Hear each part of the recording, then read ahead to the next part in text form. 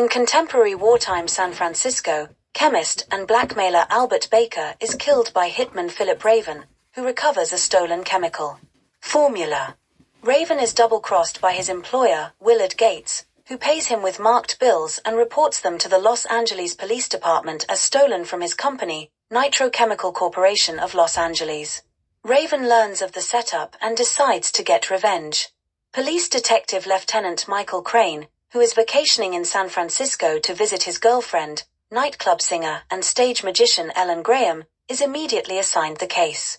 He goes after Raven, but the assassin eludes him.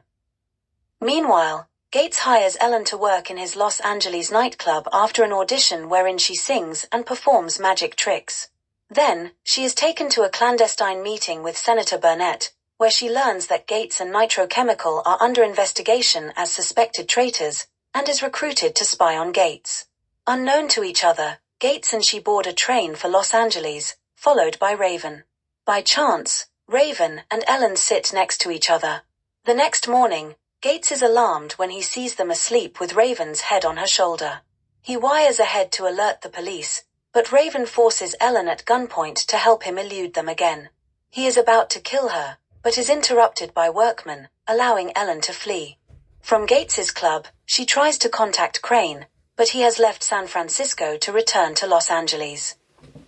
That evening, the suspicious Gates invites Ellen to his Hollywood mansion, where his chauffeur Tommy knocks her unconscious to set up a fake suicide.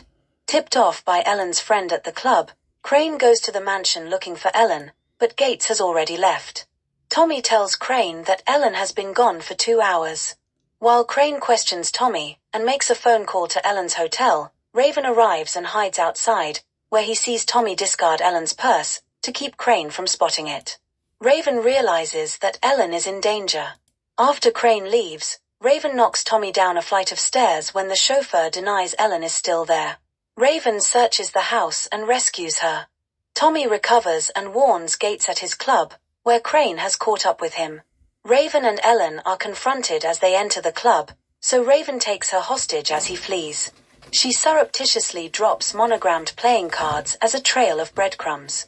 The police corner them in a railroad yard, but wait for daylight to move in. Raven reveals to Ellen that he was orphaned at a young age and raised by an abusive aunt. One day, he snapped while she was beating him, and killed her, for which he was imprisoned in reform school. There, he was abused by the other children. She tells him that the formula he recovered was for a poison gas that Nitro is selling to the Japanese, and begs him to extract a signed confession instead of killing Gates. Ellen helps Raven escape the dragnet, hoping she has appealed to his patriotism. However, he breaks his promise to her and kills a policeman who had almost managed to capture him to get away. Raven arrives as Nitro Chemical conducts a gas attack drill and its employees wear gas masks, obscuring their faces.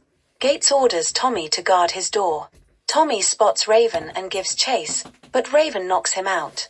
Raven disguises himself in Tommy's uniform and gas mask to surprise Gates, forcing him to take him to company president Alvin Brewster, the mastermind of the treasonous Nitro sale. Raven barricades himself with them when the police and Ellen arrive, and coerces both into signing a confession. Brewster dies of a heart attack while trying to kill Raven, who then kills Gates. Crane is lowered on a scaffold and exchanges gunfire with Raven, wounding him. Raven passes up the opportunity to kill Crane when he sees Ellen helping the detective. Other police fatally shoot Raven, but he lives long enough to be assured by Ellen that she did not turn him in and that he succeeded in getting the confession.